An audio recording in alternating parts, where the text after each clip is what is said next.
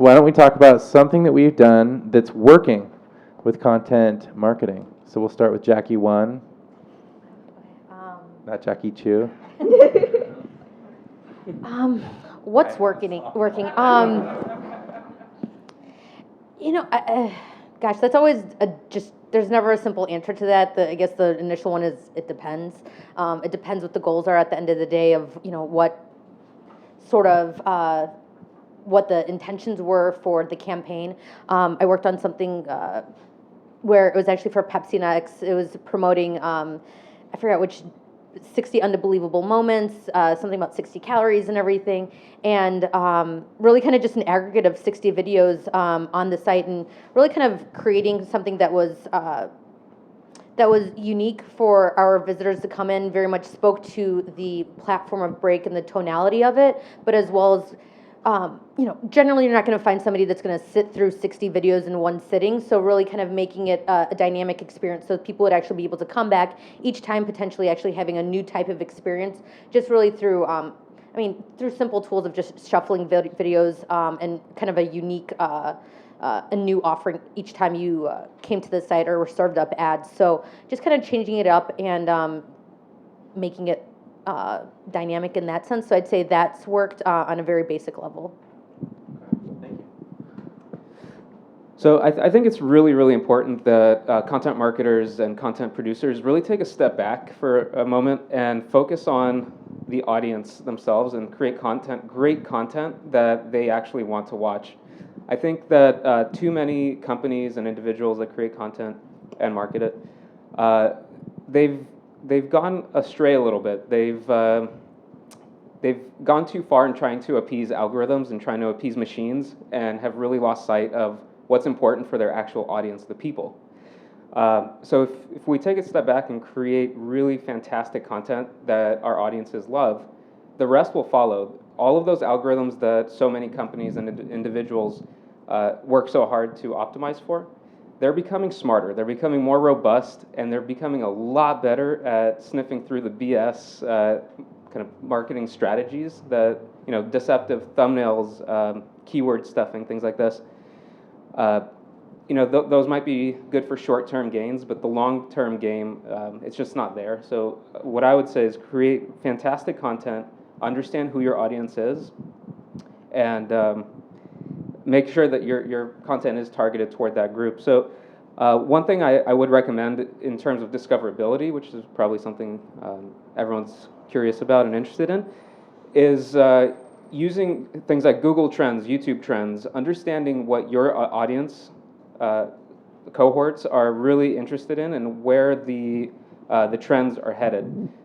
You can see any time of the year, what are the most popular search terms? What are people searching for? What are they interested in? Can you get ahead of that curve and create great content and really get ahead of the curve? I think that's really important to really tap into your audience kind of zeitgeist and their interests and create topical content that they will love to engage with.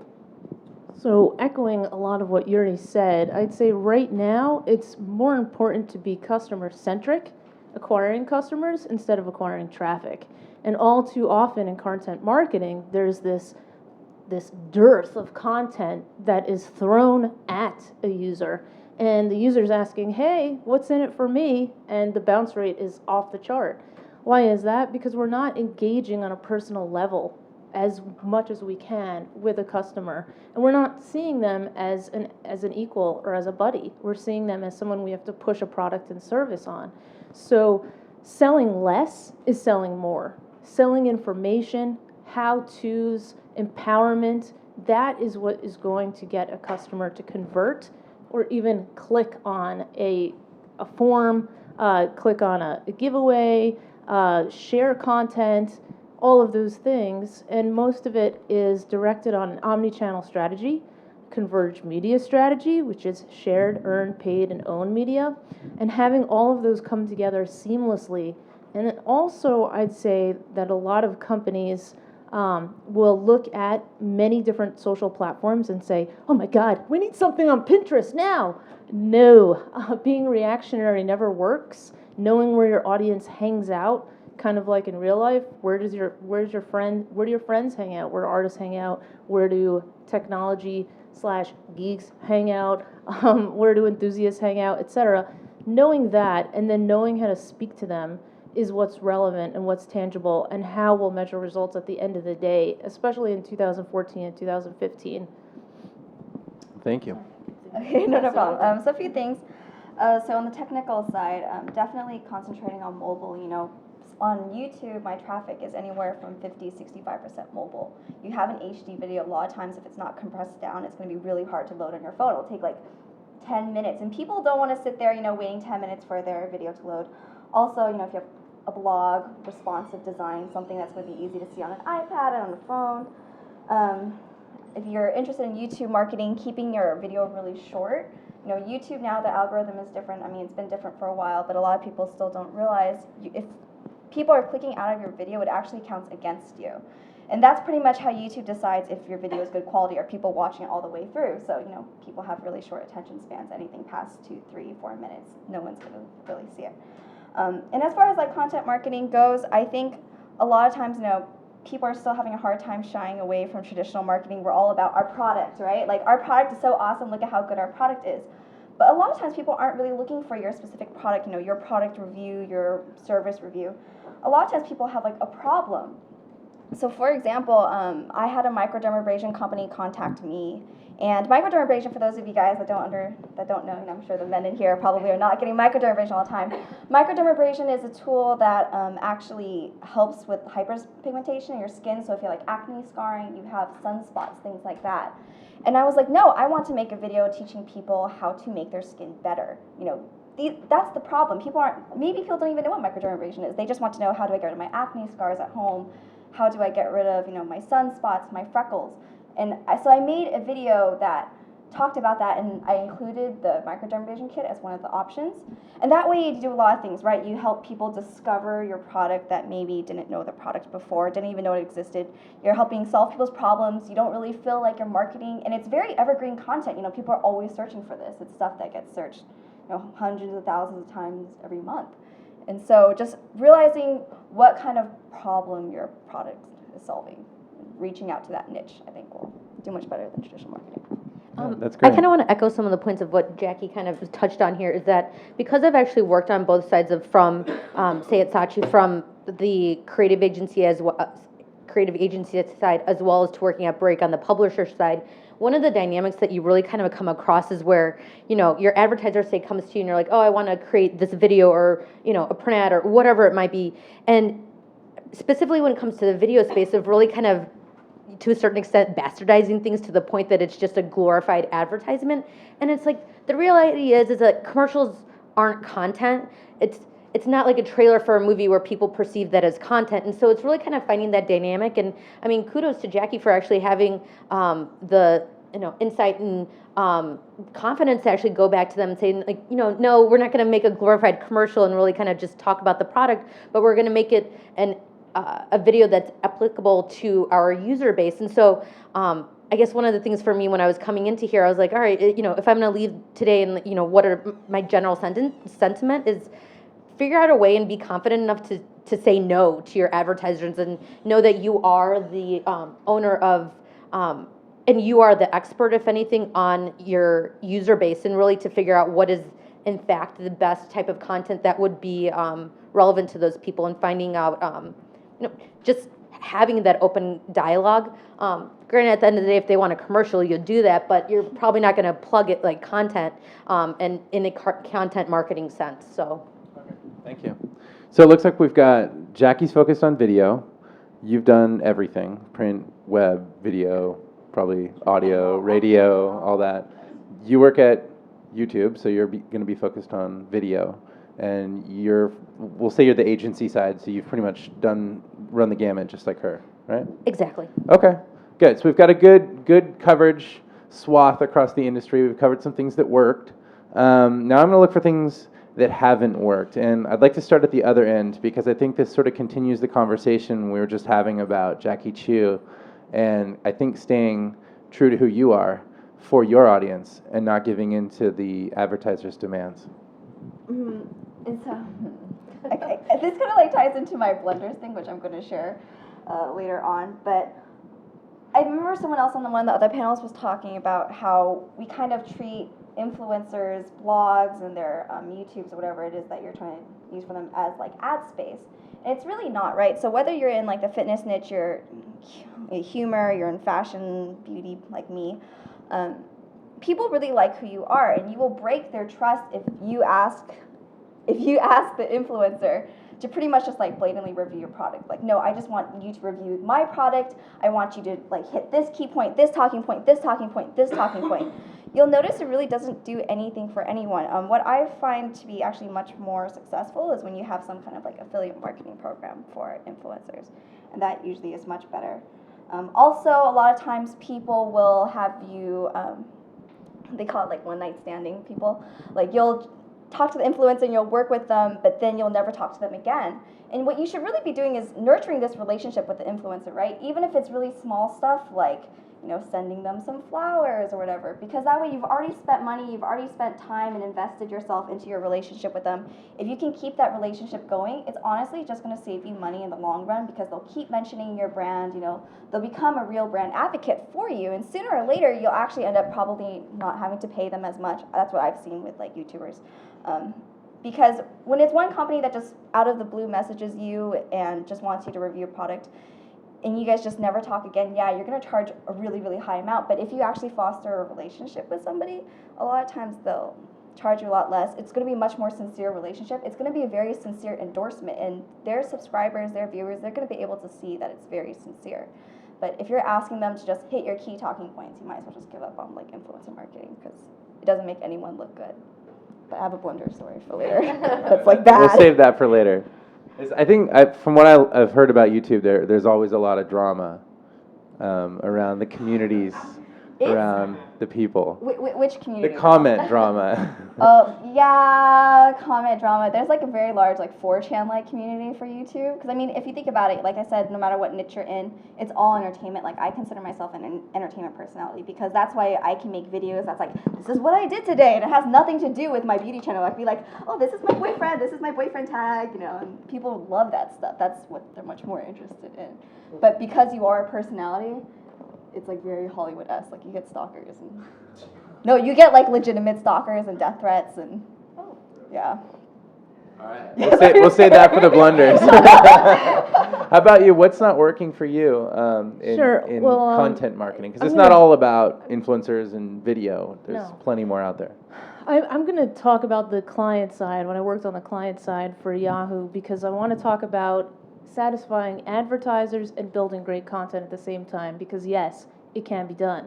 I walked into a situation where I had 5 different Yahoo properties: TV, music, OMG, games, and I believe movies. And we had to, as a priority, have our ComScore totals beat AOL and MSN every single month. Well, we had advertisers say, wait a minute, I've got Verizon. They need 12 million impressions by the end of the month on the Yahoo TV homepage. How are you going to get people from the Yahoo homepage to the TV homepage to get that impression quota on top of all of the other stuff that I had to do? And I said, okay, let's hold a little board meeting with all of the properties. Let's talk about what's working and present them with what's working, since we're on the front lines programming that content and seeing real-time data. And let's talk about solutions. Well, they said, hey, I'm in Yahoo Movies, and I've got an I Love You Man trailer. We got to put that up on the homepage. And I said, nobody's sitting there watching trailers. Let's think about a slideshow of the 12 best bromances of all time. One slide, big image, some copy, some great keywords, engagement. Then Yahoo TV said, well, how about, to get our impression totals, we actually have, you know, the 20 hottest new female stars on NBC, CBS, and all the primetime channels. I said, no one's really scrolling through 20 chicks except dudes. So let's try to streamline that to 5 shows that have jumped the shark, or 5 shows that might be canceled, and have our bloggers weigh in. And we actually started introducing more and more blogging for that type of content than Yahoo had seen before, and the results were through the roof. We exceeded our impressions by 6 million to 18 million by the end of the month. So that there is a way to satisfy advertisers because that's what we all do. I mean, right now I'm wearing Yves Saint Laurent earrings. I have a brand identity. I'm not advertising necessarily the brand, but I feel a closeness, a connection to it. Jackie's example of the microdermabrasion is a great one. You are trying to find your sales engagement cycle, and you're trying to attract, convert, close, and delight customers. How do you attract them? Many different ways. Your blog, social channels. How do you convert them? Sales forms, discounts, tips, coupons, reviews, testimonials. And how do you close them? Same thing, just knowing at each stage of that cycle what the messaging is, what the content is, and that's where it comes into programming all of that content into a schedule, a grid, making sure you have what most companies don't have is a governance plan. And people shudder at that word. And what that means is creating a process around publishing content. All brands want to be publishers. They all think they know how to publish. Everyone thinks they're a writer. Whip-de-doo. You know, it's all about working smart, not hard, and having everything centralized for every single co-collaborator on your team and other teams so that you can break down silos, publish faster, engage more people, and actually have more customer conversions, not traffic at the end of the day. Thanks. That was good. Slow down and repeat that attract and convert list? Sure, yeah. It's like the Sure. bullet points. I was hoping that would be followed by some Sure, sort I'm of like gonna- acronym that Sure, I have I could remember. ACCD, which is Active. attract, convert, close, and delight. So your customers start out as prospects. You're trying to attract those prospects. Then you're trying to convert those prospects into customers.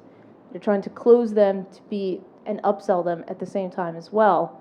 And then delighting is when they become influencers and promoters. That's the main goal. Got that? Were there any other bullet point lists? I think she did. Did you do another one after No, that? there's actually a list under attract, because I'm just trying to get to the content marketing, like the tools that you use within content marketing, and I think you Right. listed those under the attract part. All right, I have my little index card here, old school on it. So it's like blogs, videos, I Yes. think it's everything you guys are talking So- about. Okay, yeah, let's Attracting lay that would out be there. strangers or prospects through blogs, social media, keywords, your landing pages. Converting, they actually become visitors and leads, CTAs, landing pages again, forms, contacts. And then closing is when they actually become a customer. You have email, certain workflows around publishing content, lead scoring, customer relationship management integration, and then finally you're delighting your audience, which means they're becoming promoters, influencers, and advocates through, again, social media, smart calls to action, email, and better workflows. So it's not necessarily rocket science, but it's actually putting all the pieces together and integrating them into a seamless life cycle and knowing at what point of that life cycle what to deliver to what customer on what platform at what time, and not having homogenic content on every single platform, and not even having content on all platforms. And a lot of people might kind of dispute that, but I found that if you want to reach a certain audience, you have to know the platforms that they're hanging out on, and you don't necessarily need to put content on Pinterest if it's not relevant to what you're trying to promote or the people you're trying to attract. Cool. All right, thank you. I think that answers it for sure. Yuri, what do you think is something that you've seen from your, vantage point at YouTube that isn't working? I'm sure there's a lot of people making mistakes with their videos. Yeah, absolutely. And hopefully this doesn't come off as too fluffy, but inconsistency and inauthenticity, those are the two, I think, biggest drivers of content failures. I think people are very good at spotting inauthentic content. One thing that comes to mind is deceptive thumbnails. You might remember a time when YouTube was filled with racy thumbnails that actually didn't have any racy content inside the video. So, it was baiting for that click. And people, they're pretty good at identifying the fact that there's not the content that they wanted. It was a false promise. Such a disappointment. Your expectations. User expectations, they were broken. So people are pretty good at that, but now the machines are getting better at this as well. So we're optimizing our algorithms constantly to think more like a human, right? We're creating great user experiences, great watching and reading experiences. So within the YouTube analytics suite, YouTube Analytics, we have this really cool graph. It's called audience retention, essentially, and it shows you a graph that shows your audience engagement from the very beginning of a video all the way through to the very end. So anytime a person leaves your video, you're going to see that graph go down. Anytime you see them rewind it or share a specific moment, you'll see the graph go up. It's pretty intuitive there. But now, and I think, Jackie, you touched on this a little bit with the importance of having people watch through to the end of the video. This is absolutely true. Not only is that a great audience experience, but it's also rewarded from the algorithm side. If the algorithms are seeing that people click into your content, they get the exact content that they were promised, they watch through to the very end, and then they watch more of your content, they engage further with your channel or on the platform in general. I'm talking about YouTube platform, obviously. In the future, that piece of content and that channel will be promoted more heavily than those that don't have that watch time and don't have that engagement. So I guess what I'm trying to say here is always put the audience first, create great content that audiences will love to watch, and all those SEO strategies that we all love so much, they will catch up to that audience behavior, because everything is being built to resemble the audience experience. So if you're creating a great experience for the audience, the algorithms will help you out as well. Okay. Thank you. So I think a lot of the points that have been mentioned today are generally great, and I think I kind of perceive them, and keep in mind I'm coming to this from the execution side. I perceive it as a little bit idealistic. I think at the end of the day, when you actually get, say an advertiser comes to you also to create whatever the content is, or to promote whatever sort of product, the reality is that objectives from your different teams don't line up. You're, God, I guess I can just speak to this very thoroughly, to the point of your writer having one idea of what the script's going to be, your producer that's working on building in the team and showing you the location scoutings, to what editorial eventually will actually plug on the homepage, to what then your client actually wants to see in whatever this content is they pretty much financed you to create. The reality is nobody is in line, and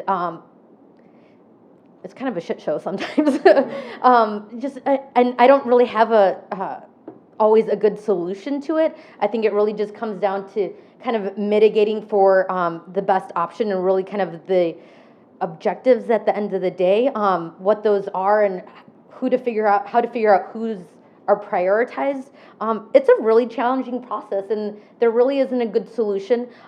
You feel like to a certain extent, you need to appease all fronts. It's like, at the end of the day, it's like your advertisers are your bread and butter, and they paid for you to create this particular piece of content, but then, your writers or your editorial team and what you're starting to create, and you're planning on plugging on the homepage, but then once the content has actually been produced, it's reading more like a commercial, and you get pushback on that front.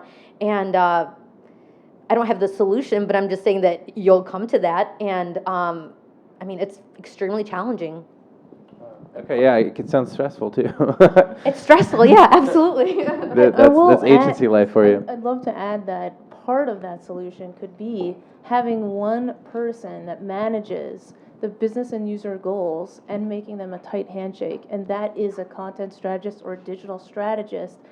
All too often, the voices of everyone else are louder than that voice, but once that is internally evangelized and externally evangelized to client-facing people, that has made the difference in my experience. The thing is, salespeople will sell, and they will do whatever to get the sale, and it's... Oh, I know. I know. I think that comes down to at least the company very much evangelizing whoever that person is to, be equipped to make that call. I think that that comes with time. I think that comes with experience. But I think that you're limited and you're trying to make everybody happy, and you have your sales rep coming to you that saying that the client came to them and they're not happy about something, and you're like, well, if you want the content to be on the homepage or whatnot, or if you actually want it to perform well, it's like you have to find some sort of common ground, and at the end of the day, sometimes somebody's not going to be happy with it. Yeah, no, that makes sense. If I can just add one last thing I forgot to mention, since we are talking about content marketing, I would say just be very, very careful about the, I like to call it kind of robo shortcuts. Purchasing traffic, by all, we all do it, but do it responsibly and use data. We all have lots of really great data available to us. Use that data to understand whether or not that's high quality traffic, or if it's coming from the Ukraine when your content is in English and selling big five, I don't know, products. So the point is, just be careful of the types of traffic that are coming your way. Not only might it not be valuable traffic, but it might actually be dangerous traffic for the reasons that I talked about earlier. If people aren't watching through to the end of your videos, you will get a slap on the wrist at best, and worse if it's really truly spam. So just be careful. And you can tell if it's bot traffic too if you know what to look Yeah. for anyway. That's exactly right. Yeah. So and look for it. And to touch on what Yuri said, so yeah, more content is not better. I know a lot of times people, they'll hear small things, they'll be like, oh, SEO, links are good. More links, we need more links. That's going to fix our SEO. A lot of times I feel like with content marketing, we make the mistake of making content that no one ever reads. And so we put all this time and resource into this really boring and dry stuff. And it's hard, when you're in a really highly regulated industry. Like, I came from law. That was pretty terrible. And healthcare, it's pretty terrible. Medicare, stuff like that. But if you search deep enough into your own consumer base, or you read the conversations that are going on online about your brand or about your niche or industry, you can actually find some pretty interesting stuff, even for really boring, dry stuff like law. Like, for example, one of the insurance bad faith attorneys I worked with. So those insurance bad faith attorneys, they sue the insurance company if they don't pay you out what you were due. It's really boring. No one wants to read, oh, what's an insurance bad faith lawyer? Well, this is what they do. And that's super boring stuff. No one's going to read that. No one's searching for that.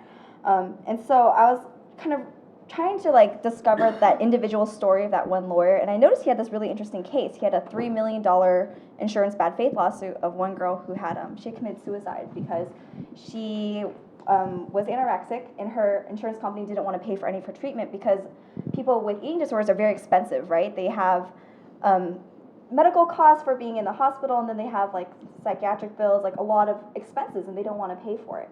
And she was actually covered. And then I realized, there's a huge community of people who have eating disorders who cannot get help. And so I made content for them. I actually reached out to the National Eating Disorders. I know this isn't YouTube, but it's still content. It's interesting as heck, though.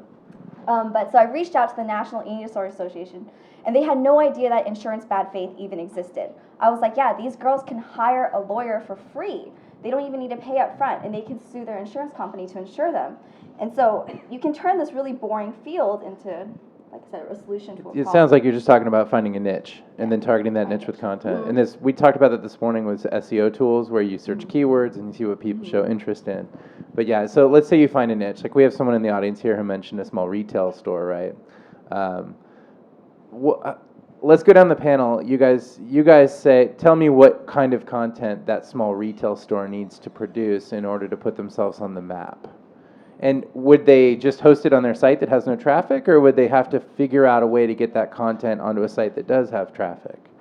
Well, something that actually just comes to mind, and although it's not so much a small retail store, there's this new startup coming that's been out recently. It's called, I think it's Flow or My Flow or something like that. Really, it's is that what it's called? I totally know, yeah. It's like the period thing. Right? Yeah.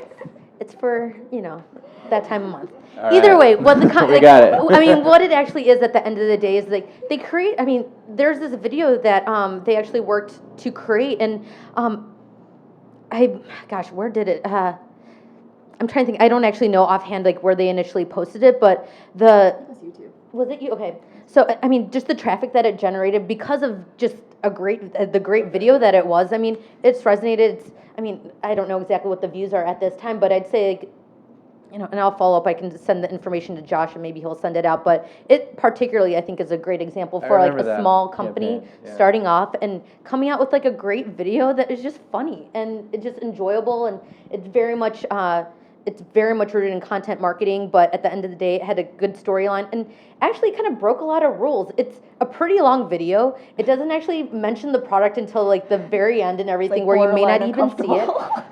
But it's Let me ask funny. Yuri about that, because I think, are you guys catching on to what we're talking about? It was a viral video about a month ago. It was about a product, a feminine product, and it was this woman, and she was very uncomfortable, and it was... Yeah, this little girl. Yeah. So what I've heard, though, and whereas that's a great piece of content, something had to shoot that out of a cannon into the internet. Someone had to watch it and share it, and usually what happens in these cases, and I'm hoping Yuri can speak to that, is there's some magic to getting your content to bust out. And that's either buying influencers to share it into their networks, like I've heard about rappers and things tweeting links to YouTube videos because it's funny. Like, how is this small retail store gonna, let's say that they've gone ahead and created this amazingly funny and witty and awesome, Old Spice style kind of advertising video. Isn't there some kind of like method to get that on the map? Because like my mom and dad aren't going to tweet something I do and it's going to go viral, like it's got to be someone else or some network that I need to tap into. Is there some hidden YouTube awesomeness that we could talk about there? Yeah, I mean, we don't really we don't have anything that's really hidden, quite frankly. There are no, bar tricks that will help you go viral. Create great content, that's the foundation. After that, it's really important to get that content in front of a lot of people and make sure, again, that they watch through to the end of that video at the very early part of its life cycle. The early part of that video's life is arguably the most important time. That's when the discovery mechanisms within YouTube, they understand what this video is all about. Is it a great piece of content? Is it worth sharing? Right? Is it worth promoting to other future audiences? So, there's one example that comes to my mind, and it's zombie pizza. I don't know if you guys have seen this video. There's a pizza joint, I believe it's in Australia. They created this choose your own adventure video series where the world is taken over zombies, and a girl is trapped. She can't get away from wherever she is because there's zombies, and she's really hungry, so she calls a pizza. And this very dedicated young gentleman decides, the world's going to hell, but I'm going to deliver this pizza for her. So you can, using annotations, does everyone know what annotations are on YouTube? They're little clickable overlays where you can click from one video to another video. So they essentially created this choose your own adventure video series. So you decide, do you want to get in the car or do you want to run in a certain situation? And this is a series of multiple videos, probably a good 10, 15 videos, very entertaining. And this thing went viral all over the globe. And it's a local pizza joint. I'm sure they became local celebrities and certainly global ones. Okay. That makes sense. I think it comes down to having a creative piece of content that people watch to the end. It's kind of funny because I've seen people who are like, please be sure to watch to the end, and now I understand why. All right, we're going to move to tools quickly, but go ahead and get your last point in. Pretty much, of course, like you want to create great content, but there's also, you definitely want to utilize the tools that are available to you. Once you've already created good content, you also want to utilize paid media and that opportunity or paid views. The thing is, it just comes down to targeting it appropriately to your right demographic and everything, and not getting, random people from, Ukraine and Russia and everything to view it, which are, 50-year-old men or whatever. Depending on what the video is, of course. And I think at that time, it's really a good opportunity. And I think a lot of times, paid views are kind of demonized a little bit. The reality is, though, that's a really great opportunity, especially at the beginning stages of that video, to get good content out with a reasonable budget and everything, but really kind of monetize it and kind of just promote it as much as you can with all the tools that you have. Okay. Cool. We're going to move on to tools right now because once you create first you have to have tools to create the content. So in many of our cases, we're talking video cameras, but we might be talking about writing tools, editing tools, publishing tools. I'd be interested to hear about videos. Maybe YouTube isn't the only video platform you want. Are you going to go ahead and try to publish the same videos using some video blaster. You know, there used to be something that would do that to like Daily Motion and all sorts of different video platforms. How do you feel about that with the tools that you use? And then we'll come back down the line for. Wistia is more SEO friendly than YouTube sometimes. Oh, Wistia. Just saying that. Just saying. Okay, anyways.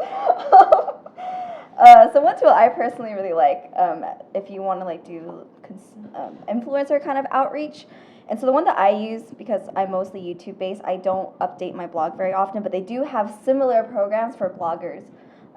It's a tool called My Likes. So basically it's an ad platform and it connects advertisers with influencers and publishers. So I can log into this, I can do everything from a sponsored tweet, which I don't recommend, don't do sponsored tweets, those are lame. But you can do videos, and you can actually like kind of like entice people to do your videos. You can set the CPM, you're like, oh, okay, I want to pay you $15, $45 for 1,000 views, which sounds like it's really high, but a lot of times this traffic is like really high converting, and you're only paying for the traffic that you're actually getting. You know, people can't buy traffic. If they buy traffic, they'll get caught, they'll get in trouble. You won't have to pay them, so you're only paying for the traffic that they'll actually get you. And it's within that first week, and so you'll pay them for whatever traffic they get for that first week, you know, whatever it is that you set as your CPM. I would suggest at least doing like 20 though, 20, 25, because anything lower than that, a lot of people won't actually pick it up. But it's really cool because that way you can get in touch with people like influencers who are actually actively trying to work with brands. And you can set it so that it's on approval only, so that they have to be approved by you. So it's not like random people, you know, trying to do it. Or you can set like a minimum subscriber base, minimum average view count, that's fine. This is on all within My Likes This is tool? within My Likes. Okay. Yeah. But then It's basically a way for you to pay for people to it's click on your basically a content. platform that connects YouTubers and influencers with Got it, advertisers got it. that are trying to get their products in your video. So a small retail store perhaps might say, I have women's clothing, and then someone like you would look at that, look at the offer, look at the clothing, and then make the decision that you'd want to do that.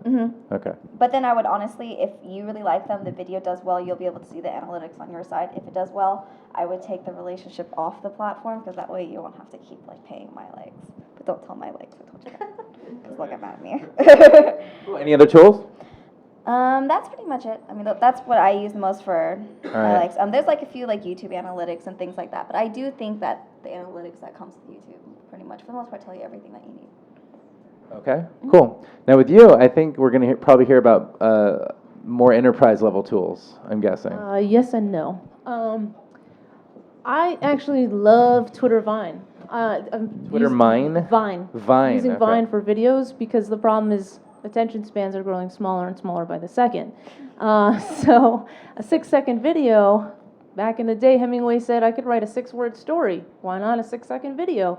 Burt's Bees is a great example of a company that's taken lip balm, dressed it up as classic characters like Hester Prynne from The Scarlet Letter, created a viral video doing so, looks funny and ridiculous but yet engaging, and managed to get a lot of traffic, but not just traffic, engagement, and actual interest and views back to the site. Now, using the clothing example, I might use the worst makeovers of all time, or people that really need makeovers, like just people on the street that just need some help, and doing it in a nice kind of way, like a mother of 3 that's frazzled and hasn't done her hair in 5 weeks, and you know, people of that nature that could really showing what the issue is and then solving that problem.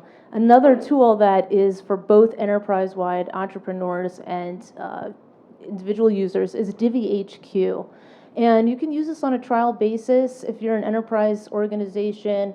It's about $140 a month. It's a cloud-based service. It helps you with content management, all different types and forms of content, from PDFs, white papers, videos, etc., organizing and streamlining those processes in a project manager type fashion while using an editorial calendar. And I had to, back in the day, by myself, take 150 pieces of content and program them over 30 days in 5 different platforms with a team of 3.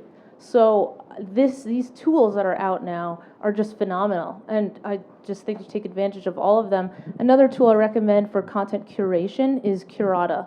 Now, content curation is going to be a hot topic as we go forward, because a lot of companies say that they don't have time and a budget to promote their content effectively. What Curata does is it finds the influencers. It finds the topics that relate to your audience. It finds things that attract you to a certain company.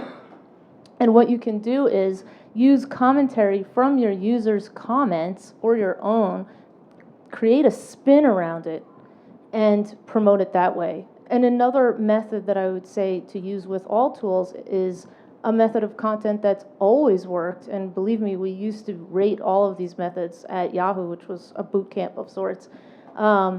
If something didn't click at 500,000 clicks per second, within a half hour, it was yanked off the home page. And one of the methods that we found worked, and also in email subject lines too, is posing a probable question to an improbable event, such as, can sexless marriages work? Things of that nature, sparking controversy, using numbers but not ad nausea like BuzzFeed. Those types of things work, really spinning things in a way that gauges people's interests, teasing content as well. Other tools, Google Analytics, Site Catalyst, don't use Core Metrics anymore. The long story with that one. And I also recommend Radian 6 for enterprise level social listening. And that's and WordPress, of course. A lot of CMSs like TeamSite you're not going to bother with. WordPress has a lot of plugins that make life a heck of a lot easier for you. I've written a tutorial for a company I worked for, a small startup, and their tech team wasn't aware of how to migrate content into WordPress, help them do that as well. So I do recommend that as a platform. Thank you. That's a lot of tools. And I tell you, that's what I do. Yeah, no, that's really good. Did anyone miss a tool and want us to say another, repeat it? Okay, we're good. That sounds funny, miss a tool. Yuri, you're up. Yeah, so from a video marketing standpoint, this is not an endorsement, but we have seen a lot of creators be very successful promoting their content on Reddit, of all places. Huge traffic potential there if you do it right. Another thing that internally within the YouTube platform, we have a tool called Content ID. This is a really, really cool tool. A lot of traditional publishers, movie studios, TV shows, things like this, they were traditionally hesitant to get onto the platform and digital, quite frankly, because of a loss of control, right? The video leaves their grasp, and God knows what it's going to do. With Content ID, what happens now is if you upload a piece of content onto YouTube, it essentially spits out a thumbprint, right? A unique thumbprint for that piece of content, and you own it. You are the content owner. If anyone else, anywhere in the world, uploads that same piece of content, and this can be both audio and visual assets, our systems will identify it. They will match the thumbprints, and based on the settings that you've decided to implement for that piece of content, whether it be to monetize or just track the data, or to block and take down altogether, that policy will get applied to every piece of UGC content that matches your original file. So you can start monetizing all over the world from a single piece of content that you've uploaded and others are ripping or otherwise. It's essentially a way to look at that loss of control not as a loss of control, but really as fan enablement, right? You're letting your fans spread your content for you, and you're reaping all the benefits. So this is a really cool tool. If you are on YouTube, definitely take advantage of it. We recently launched this new tool called Top Fans, which I think is similar to what you guys were talking about. So using Google Plus circles, you're able to get insight into who are your top fans, who is liking, who's viewing, who's sharing your content, and you're able to start communicating with them. You're able to do interesting things like give them exclusive access to content before it goes live to everyone else. Does it automatically come with a restraining order? Nice. So this is a really great tool to finally be able to connect with your fans. We've heard this this request for a long time, and it's finally here. And lastly, this was actually announced by our execs earlier this week, so this is brand new. Fan Finder.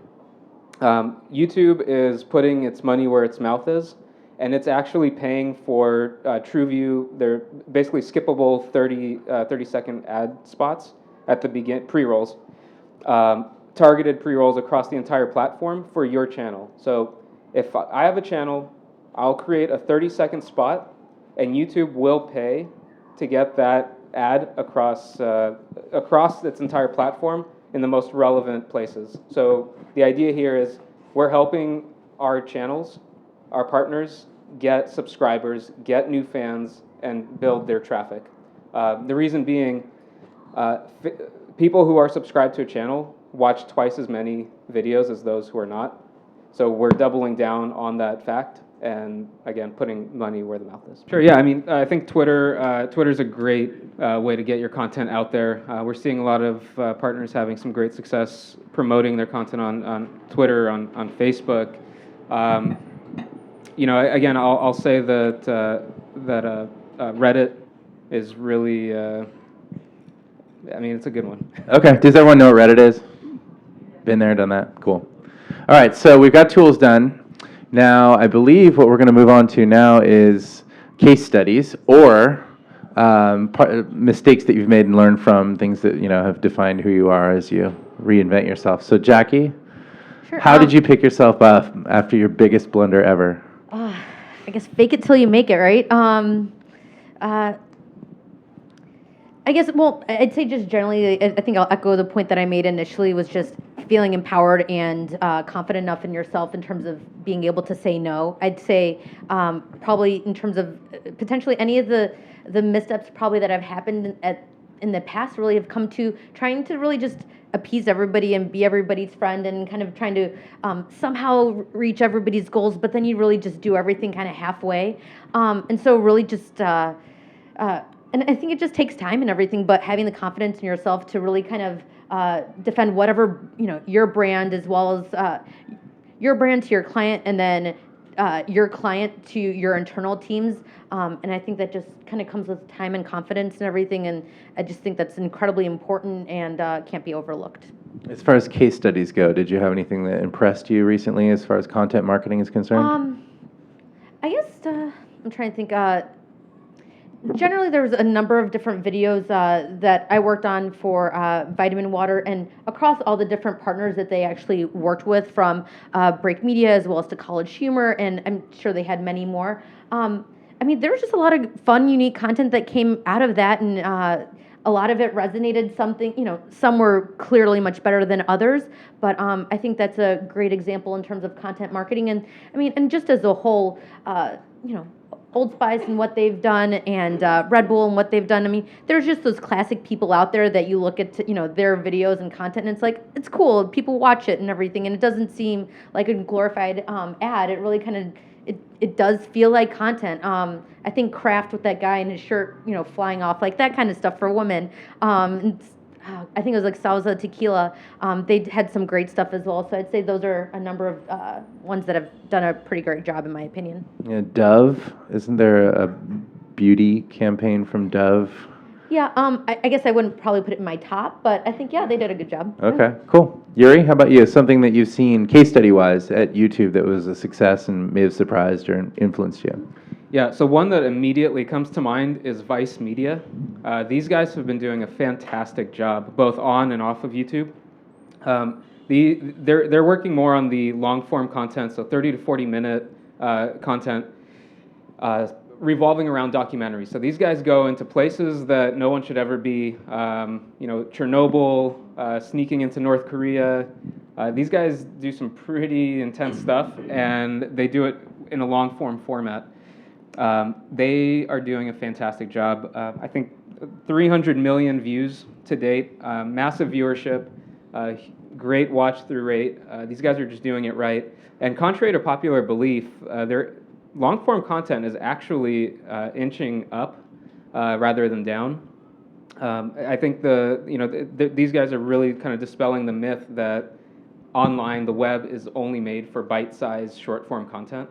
That certainly performs very well, but that's not the only format that works, and these are, this is living proof that you can be very successful creating long form. Are you able on YouTube to know how someone's consuming that long form content? Now that, I mean, every single thing that I get in the living room has a YouTube channel, right? A TV, an Xbox, you know, a DVR, and then I've got Apple TV. Like, they all have YouTube. Are you able to basically slice it up based on what specific device and then know the sweet spot for those devices? Yeah, absolutely. So YouTube Analytics, which I think I mentioned previously, it has all the information you would ever want in terms of how your content is performing, who's consuming it, and where. So devices is definitely one of those reports. You can see, are people consuming on mobile? Are they desktop? Are they, even Xbox, for instance? You can see all of that. And what we're seeing actually is mobile viewership. It is growing at breakneck pace. So one thing I forgot to mention earlier, which I'll do now, is if you're only optimizing for desktop, and if that's really your way of thinking about your content, I would really urge you to take a look at your analytics and rethink that strategy. Things are moving to smaller devices, on-the-go devices very quickly, and you should be optimizing for all those devices at once. At YouTube and Google, we're trying to make it very easy. If you upload a piece of content in one place, it'll look great everywhere. I don't know if all platforms are doing the same. I imagine if they are not now, they will be very shortly, because this is where it's all moving. And I'll give you one more case study if we have one more minute. ThinkMoto. This is actually an agency out in the East Coast, I believe. And they recently released a video around Sony's Carrie movie, the release. It's a spoof. It was kind of a practical joke. They set up a staged scenario inside of a Brooklyn coffee shop, and this girl, someone spills a coffee, she gets agitated, and she does all her freaky Carrie things. I won't ruin it for you. You should watch this. It's fantastic. I mean, it really is. These guys got 30 million views in 1 week. I mean, massive viewership. And they did it, again, by creating great content, promoting it early in the life cycle, and the audiences will do the rest for you, quite frankly, as well as the algorithmic placements, both YouTube platforms and outside of it. Okay, cool. So how do we find that video? What do we type in? So the title is Telekinetic Coffee Shop Surprise. There you go. I highly recommend you guys watch this. Okay, Suzanne, I'm sure you've got a few case studies for us. Maybe a mistake or two. Yes. Mistakes aplenty. Experimentation is the only way that you learn, and it's through failure that you learn. So no one in this room should feel like they're doing anything wrong, ever. We're all on a path of growth, and we are all cooks. And as Josh has said in the previous session, one thing that I saw with a recent semiconductor client was they had white papers on mobile. They had 12 to 26 page white papers on mobile devices with turquoise lettering that you could barely read, and that who even cares about. And the page views within 2 years were about 20. So yeah, that's one thing. Another thing is using internal nomenclature or language. At the same semiconductor company, on their homepage, they use consumerization. What the heck does that mean? Put it into terms that people understand. Again, as Yuri had said before, don't write for machines, write for humans. Again, with the Hummingbird algorithm coming out this past August with Google, a lot of companies are racing to find out how they can kind of surpass all these algorithms and outpace them. And really, it comes down to great content. And there's a HubSpot inbound marketing study that was just conducted with 3,300 marketers, and 82% had said that they had received ROI on blogging, number one, and that Facebook was their number one traffic lead, but they were getting more conversions and sales through SEO and blogging. So it's about working smart, not hard, and it's not about keyword stuffing and the keyword tools and all of that. Yes, long-form content is making a comeback. There are companies like IBM and AT&T that are making longer videos. There's Dell, they have Page One Newsroom.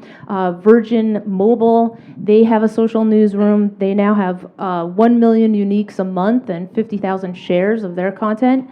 And another interesting case study is McDonald's Canada.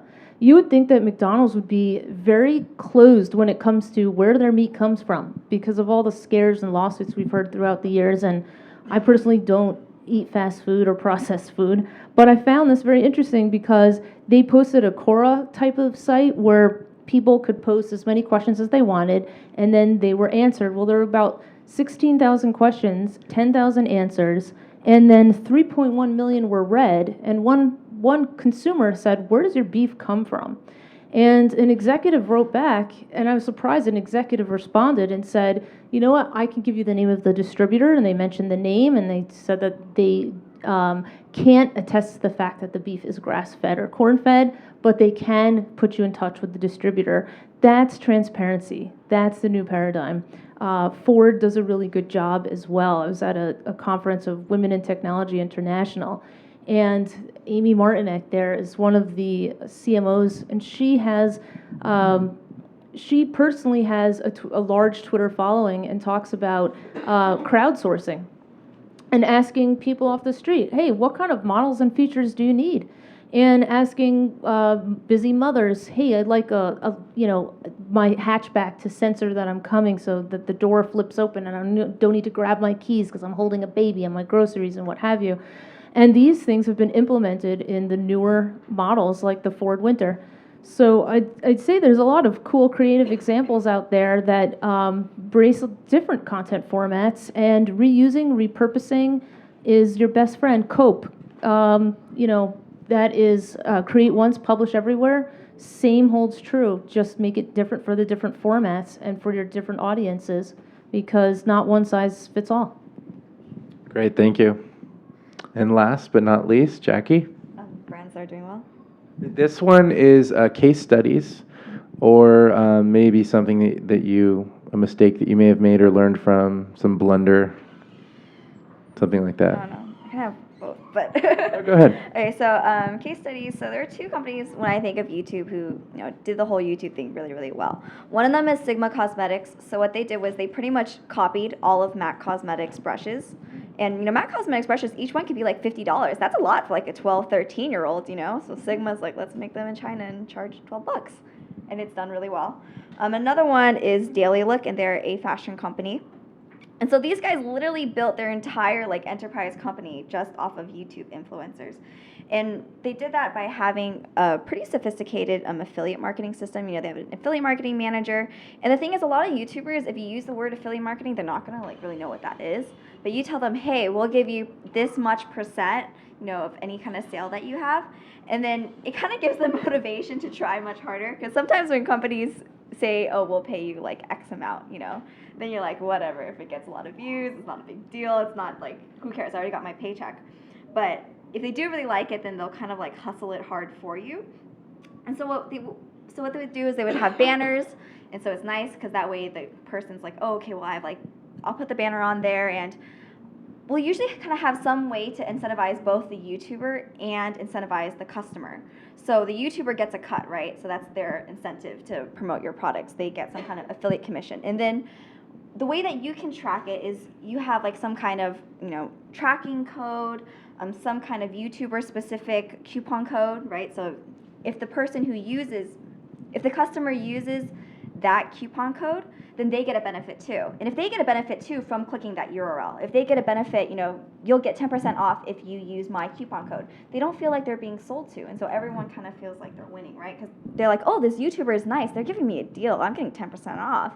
I'm not being sold. But people are just like, oh, just buy it here. And it feels very much like you're selling. And it gives people freedom to be a little bit more authentic because they can incorporate it in any way they want.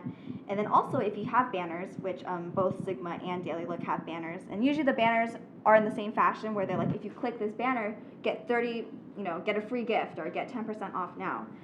If that YouTuber is using your banner, not only are you making money off of any sales, they just gave you free ad space on their blog, on their website, and you're not even paying them directly. So having a really sophisticated affiliate marketing program, I think, works really well if you want to get into the YouTube or blogger space. What was the name of that company that did that? Sigma and Daily Look. Sigma and Daily Daily Look. Look. Okay. Yeah, and both of those companies literally blew up. I think Sigma used to be just an online company, and they just opened up like 2-3 stores, like physical locations, because they're just making so much money. Daily Look, same thing. They just got an injection of like $10 million or something. Like, it's crazy. Okay. And how about a blender? I know you've got a good one. Okay, so Blender. I was contacted by a huge company. I can't say it's NDA, but I can say kind of what happened. So they were the first big company to ever contact me. Like, it's a super household brand. I'm pretty sure half of you guys are like familiar. I'm pretty sure half of you guys own something from this brand. And they're like, we really want to work with you on YouTube. And I was just so flattered that I said yes, even though I had like a really bad feeling about it. But I just obviously, you know, as a YouTuber, influencers are really hard to work with. I feel bad for all you guys that have to like do influencer outreach because it's terrible. But, you know, the only time we ever really feel flattered is if it is a big name company, right? Because then a big name company, then they're actually lending us their credibility. We're not giving a company credibility. It's like, oh, I aligned myself with X brand. X brand thinks I'm important enough to work with, so that means I'm like super cool.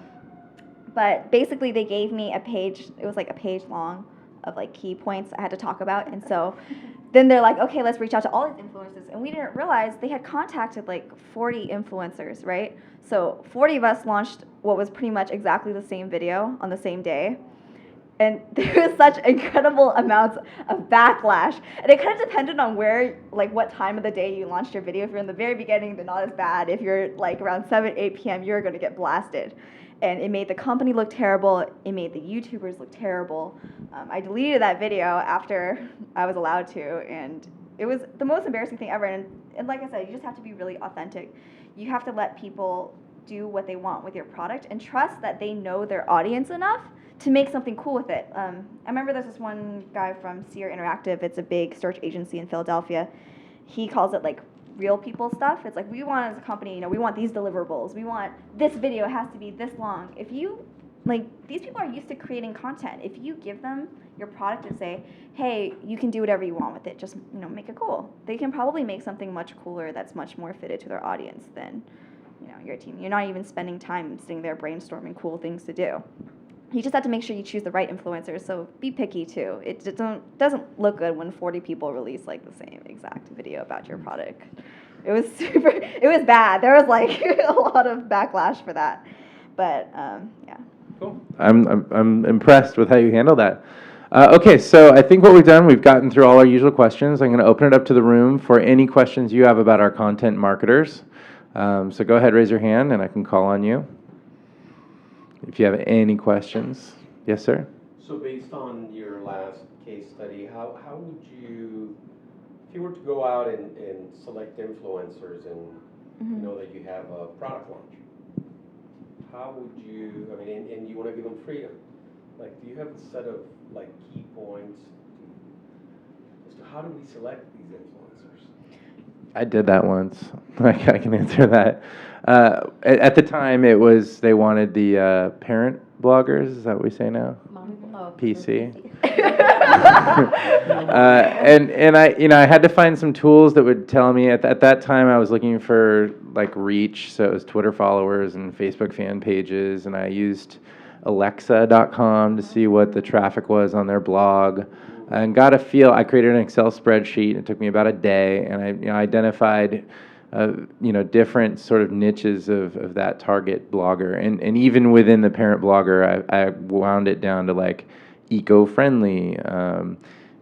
What else would there be? Like working mom and dad, And so I had subcategories. So if the products that I was looking to match up to these influential bloggers kind of fit those targets, sporty, healthy, good cooking, that kind of thing. I had a good list to go to, and I put down their website, their Twitter handle, their Facebook page, and then any other relevant notes. And some I reached out to. A lot of them had pages that said how to reach us and how to work or reach me, how to work with me, what my rules are. I'll only endorse certain products that stand by what I stand for my people. Like a lot of the eco-friendly ones basically said, don't come to me with a product that you test on animals or something like that. And it had to be a good fit. So you'll an online resource for us not to recreate the wheel? No. There's I know. Sorry, there is a good way to do it. I was tasked with an extremely boring project at a large telecommunications company that has an arm of itself that's B2B, And what they do is they specialize in advertising business solutions for 10 different verticals, only they had the same content for all 10 verticals, but a different photo. And I thought, how am I going to rein this all in, find influencers and small business, and really speak to this community? So I looked at the Google PageRank and the page views of every single blog on small business, and then I drilled it down into those verticals. I did some of what Jeff did as well, and that is a great approach. Spreadsheets, they're your friend. Hug a spreadsheet. And then from there, also reached out, left comments on different blogs, talked to different people, and ended up connecting with Anita Campbell, Small Business Trends, connecting with Brian Solis, and connecting with other people in the AT&T organization that might help, that have a networking blog or have some sort of insight. Another way to do it, of course, is Google Trends, Google Alerts, looking at spiking traffic at searches, and then also just reaching out to an actual company or someone that you admire. I admire this global content strategist who's built the largest team at Sapient named Kevin Nichols in New York. I was in a Google content strategy group, and there are lots of Google groups, and people share all of their problems, difficulties. We provide solutions, we provide templates. We provide, sometimes people like to go off and give long academic answers to things, but it's been an amazing resource. And that's how I connected with Kevin Nichols and told him how much I'd admire his work. I've seen his templates throughout the digital stratosphere, and that's it's a very good way. Just recently, touching on cosmetics, I'm also a cosmetics junkie. Yes, MAC is expensive, but Makeup Forever, I had a Makeup Forever artist and for my wedding. And this, I had such a good experience, so they told me they offer classes for professionals for $25. And I said, that's so cheap. So I went to a class, I learned how not to look like a clown, I learned the different techniques, different brushes, etc. And then I wrote a really glowing thank you to the VP of the company, and he sent me $100 worth of products FedExed in the mail. I was overblown, I was flabbergasted. I said, I need to promote this. And all of these makeup artists said, don't worry about it. Just take the gift. It's okay. And I said, no, here's a brand I can actually stand by. Here's a brand I'm proud of. So that's kind of a rare example. I will also say that my father-in-law is actually a sculptor in the Smithsonian, and he's trying to get me to get out of my head and more into my heart, which is a great way of creating content. And he says, just make it interesting. Don't have to think about it. And that's really, if you build it, they will come philosophy. Just make it interesting and fun and cool and quality, and don't write for a certain audience or certain machines or certain platforms or algorithms. Come from the heart. It always works. Yeah, they'll find you for sure. It's authenticity. Yuri? Yeah. So, how do you find influencers for influence marketing? Sorry. There's some really great multi-channel networks that have been popping up on YouTube, and they're verticalized. Many of them, anyway. So some that come I should to have seen this coming.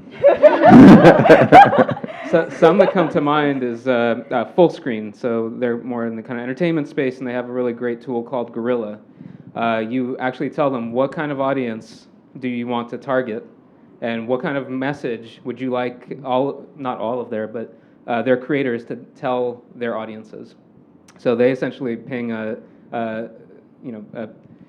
assignment, if you will, out to their network members, all the channels that are within their network, and those members can choose to pick up that assignment or leave it alone. And if it's something that's interesting to them, that feels authentic, they'll actually get paid to promote naturally and authentically the type of content, product, whatever it may be that you're trying to get across. And again, Fullscreen certainly is not the only one. Machinima, they focus in gaming, Style Hall, beauty. Break.com does it too. That's my Break has network. it too, so. Break I have has. to mention them. Yeah. So there's some great resources out there. Okay, so, well, I would say it's kind of the same thing, right? You want to find people who are like solving the problem. Can I say what vertical you're in? Your product? Okay, so you're like the health fitness niche, right? So I would find people who are making videos or blog posts about, at-home workouts, because they're helping people who don't know how to work out. Your product helps people work out. It's the same kind of niche, right? People that are using technology to learn how to work out. Also, like I mentioned before to somebody, follower wonk. Pretty much anyone that has any kind of like strong blog or strong YouTube channel will have a Twitter handle, and it may not be an active account, but you can find it with follower wonk. Follower wonk, you just, like I said, just type in, the name of the person that you want, or not the name of the person, the kind of like general idea, like are they a fashion blogger? Do they have the word fitness trainer in their Twitter bio? And it'll actually like help you filter it. You can say, I only want people that have 20,000 followers, and then you can look at their blog, see what you think. But also, I think, we talk a lot about using tools to find brand advocates, right? But I feel like a lot of times brands have natural brand advocates out there. Like, there are a lot of people who are talking about you, who like you. And I think especially because we get all caught up in like online reputation management, we're like, oh my God, this person said something bad about us. And we tend to forget the people who are saying the good things about you. Those are the people who are taking photos of your product online. They're the people who are already talking about your product. They already love what you have. They probably have friends with similar interests. You see this a lot with Yelp, right? Yelp, someone has a bad review, the owner goes like, oh my God, no, it's okay. But then there's all these people that have glowing reviews. You should be reaching out to those people and saying, hey, like, thank you so much for your support. Here's like a $5 tip. Like, so what I do personally is people who are like really active with me, like I have a lot of people who just tweet at me like all the time. They're like, I hope you're having a great day. But I remember these people, and they're your brand advocates. They're like, oh my God, watch at Miss Jackie Chu's like new video. And then so I have like I did that this morning. That was me. I have a stack of like makeup that's like bigger than I am, that's like totally unused.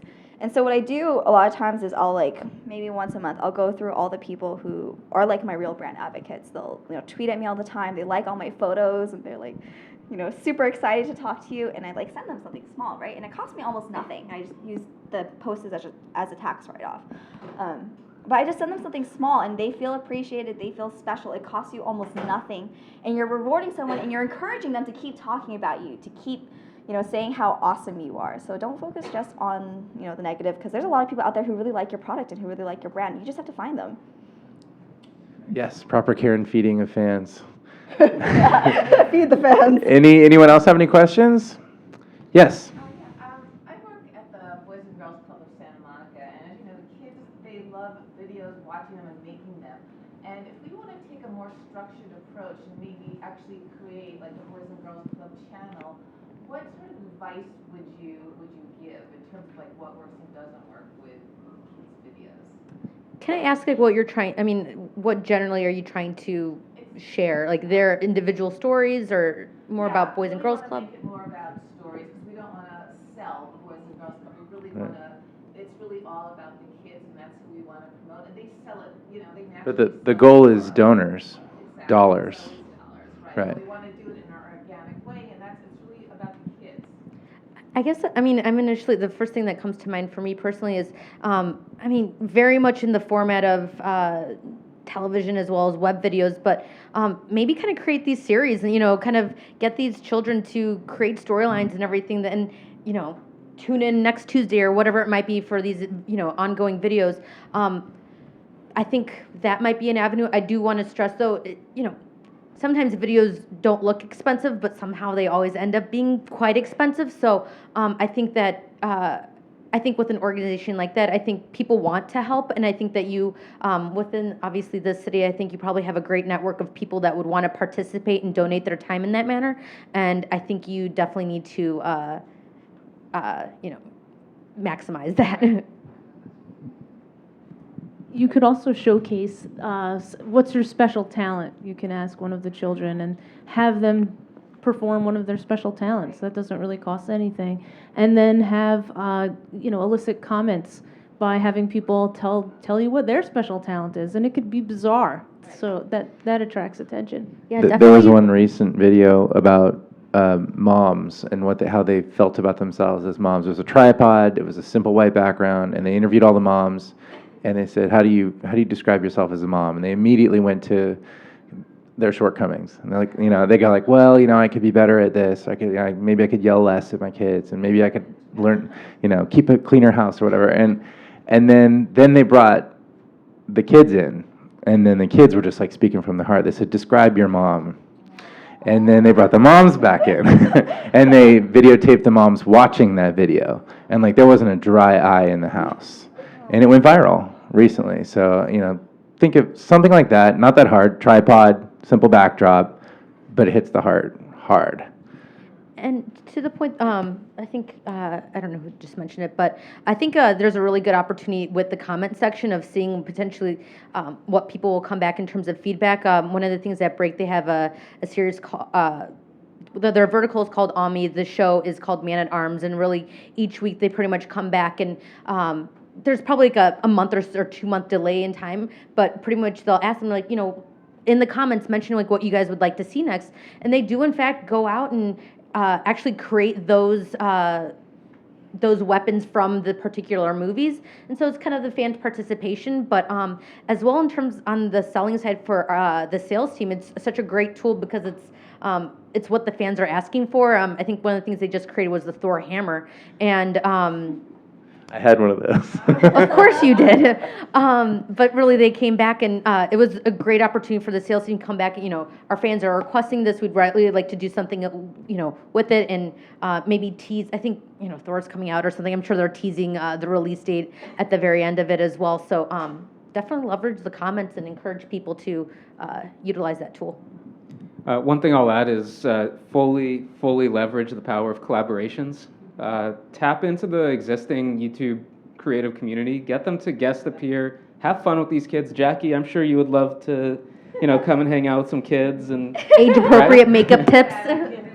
Yeah, I mean, they would love it. It's I a good used to teach thing. kids.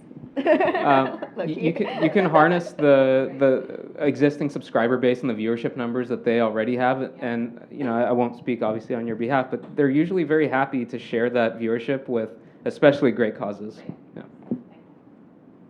Anyone else? Josh, you want to come on up? Saunter up here. Thank you guys. How about a round of applause for everybody on our content marketing panel?